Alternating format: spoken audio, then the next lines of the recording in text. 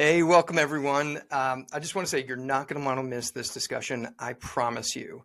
My name is Aaron Marshall with Extra Mile Billing, and I have with me Amy Brook, the owner and operator of Progressive Pediatric Therapy in Palm Beach County, Florida. Amy, thanks for joining me today. Thank you for having me. Yeah, so I just kind of want to call back just a little bit to the end of summer last year. 2022, when I think the whole industry was really anticipating. I mean, there's high anticipation that pediatric therapies were finally going to see a rate increase after, kind of decades really of waiting, which we'll go over in a minute. And then the news came back that we were getting a whopping 52 cents per hour raise. I mean, absolutely devastating news to the industry who, was hoping for at least 3, 4, maybe even 5%. But I think what we want to talk about today is that's not the end of the story. This is only the beginning of the story. And I'm telling you right now, you guys should be excited and you really should understand what your organizations are doing for you. So Amy, tell me what our therapy organizations have been working on for our members this year, really over the past 6 to 9 months, and what your experience was working with the lobbyists who have been representing the organizations. Yeah, so it's really exciting to be a part of a group of people and also the organizations that have come together to really serve the community and serve Florida, and being able to explain to the House and the Senate and all the legislation and the Healthcare Committee what we do, and why it's so important. And then just to really share what's going on. And so I'm excited that we got together as a group and said we've got to make a difference. We need to make a change. And I think that the organizations to partner together as the Physical Therapy Association, the Speech Association, so FLASHA, APTA, and AOTA or FOTA, Yeah, that's right. Yeah. have really come together along with a group of providers all across the state that bring different gifts and talents to really be able to share and to help make this difference. And so It's really been it's amazing to been, watch. it's been for the past, we all knew this. I agree. In summer of last year, we all really thought, wow, this is the chance like for the government to see that we really haven't had an increase. Mm, I think it's $1 since like 1996 when we really started to look at it. And so it was heartbreaking, I think, when that did happen last summer. And I think, though, we didn't just say, okay, that's it.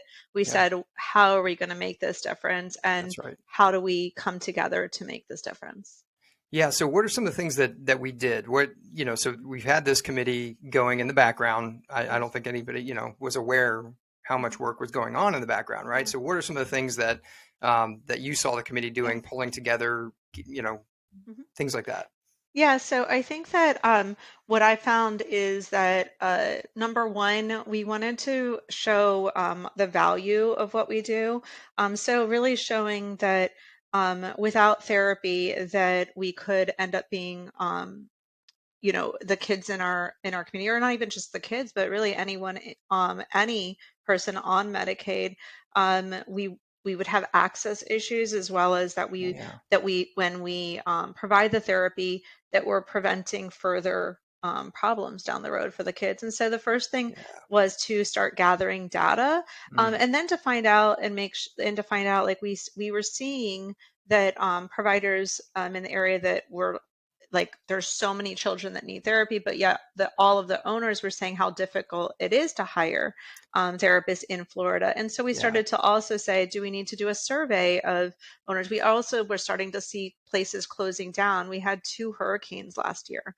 And That's right. with the margins being so tight, since we haven't had a pay increase, and obviously the rising costs in Florida and the rising everything, and then you have 2 hurricanes and you have these small margins, we started to see places going bankrupt. And so I think that we Mm, wanted to get that data and be able to show the government that, look, this is all the reasons we have, we don't have the access to the care. We can make a difference and like save you money down the road if things are done the right way, yeah. and be able to show that the businesses were suffering, and because of that, you're going to have a decrease in access to care to the children. So those were like the main things we had to start to, as a organization as well as a committee, come together and put that data and figure out how we were going to show that in a one pager. And so we learned also to work closely with the lobbyists, and we learned how to work with our organization, or go back to the FLASHA, go back to FODA, go back to FPTA, and be able to also share with them the challenges that we were seeing, and then get their support. Mm. Because as I'm not sure if anyone knows, but the organizations have to have money to pay for lobbying, and they have to Yeah. decide what their primary focus is. And for the Physical Therapy Association, which I'm very involved in because I'm a physical therapist myself, Right. they've been able to make major changes in the state of Florida through dry needling, through our Practice Act, and being able to Mm. fight for that. And so this had to be where they were going to choose to put their dollars Gotcha. this year. And so it's been exciting to see our association supporting us and being a part of saying, yes, this is something that we need to do. Yeah, and in the midst of that, I mean, there was a survey that was developed by the committee and sent out. How many? Do you remember how many respondents there were? Yeah, I Over. think there was That's 294 or amazing. 297, like almost 300. So Yeah, I mean, that's you 300 guys. respondents. Yeah, and That's that you guys. was, That's everybody here on, that's listening to this. I mean, you guys were the ones who responded to that. You gave us the data. There was a different kind of data collection that went out with the budget collection. So we were trying to put together a story, a right? story. And I think we did a pretty decent job. So let me just bring that up real quick because Yeah, it'd be good for them to see kind of the fruits of the labor, yeah, and absolutely. just kind of show them essentially the highlights Mhm. of what their data, and Yeah, just prove like, hey, you guys made a huge difference yeah, by sharing that. So this is just a one-page document, and I'll let you kind of walk yeah. through this with us. But yeah, so this is based on all the data and all the data collection. This is what we put together for the lobbyists, or for to take up to Tallahassee. Yeah.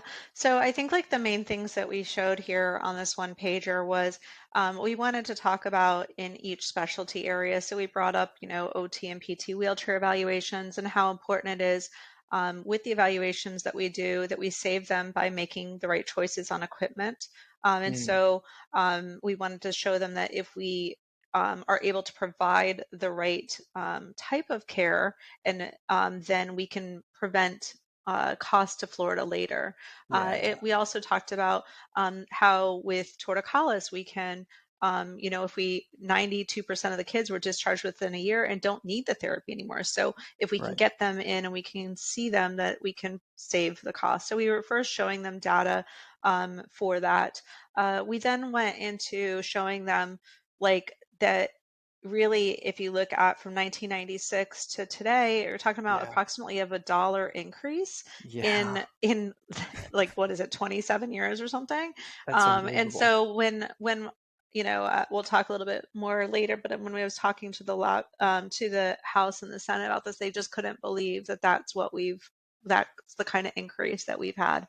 And we just Wow. talked a lot about, our degrees. If you look at physical, occupational, and speech therapy, physical therapy is now doctorate degrees. Many OTs now have doctorate degrees. That's right. Yeah. Speech is master's degrees, Hmm. and those cost more. And so, how do we reimburse our therapists for that increased, education, when we haven't had an increase in over 27 years of more than $1? So I Absolutely. think that we wanted to explain that um, to the government so that they understood why we were struggling with access. So when you talk about like access and you look at the numbers below, we found with our survey that 86% of the providers say they have a therapist shortage, and that's the primary reason for a wait list for services for children. So Medicaid cares about access to care. Yep. And so that was important to show, and that was the most recent data from April of 2023.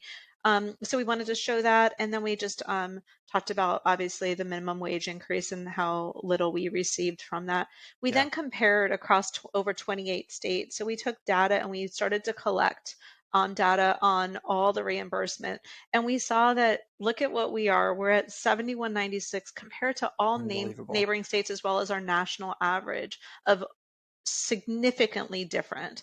And so all those things is what we put together on this one pager that so that when I went to Tallahassee, but for the future, when we are meeting, that we have our key points to show why we need this increase so badly. Oh yeah, absolutely. And honestly, like that was the shocking thing to me is when we started collecting data from other states, just to see the disparity. And it's like we felt it all these years, but we didn't know why we felt it. So just to see that in writing, like, oh my gosh, yeah, this, we need something. We need an increase. And Mhm. so you actually traveled to Tallahassee I for an did. ACA workshop, and you were Yes. able to meet with the House and the Senate members of the Hmm. Budget Committee while you were Hmm. there. Yes. I mean, that was just hearing you describe that. Can you just share with us that Hmm. visit and how that went? Because that was, I mean, Yeah. I think probably one of the most impressive and exciting parts of this whole journey so far. Yeah. So, thankfully, the Physical Therapy Association, like I said, has been very involved with advocating on our behalf. And one of the things that we found for is coding. So I went for the ACA coding workshop, and I didn't really know, I hadn't been to Tallahassee or even presented ever before, but we presented on that in the state of Florida, we have one code to pick from, and this is just an example of how we're kind of behind the ages. But we have, and also the occupational therapists have one code to pick from. When you look at other states, so we compared other states in Medicaid, and we said, is this correct? Like we should be coding what we're doing. So I'll just kind of go into for physical therapy or occupational therapy, we can code with 97110 for therapeutic exercise. We can code with 97112 for neuromuscular reeducation, and the list goes on. Hmm. And so the Physical Therapy Association felt it was important to go to the ACA workshop and to share this. But also, when we were doing this, we were able to share about our the no change or the very minimal change in pay in this 17-year period. So the FODA president, as well as myself, we presented at the ACA workshop. Our hopes are that there will be a coding change this year. We submitted a letter. It was well received.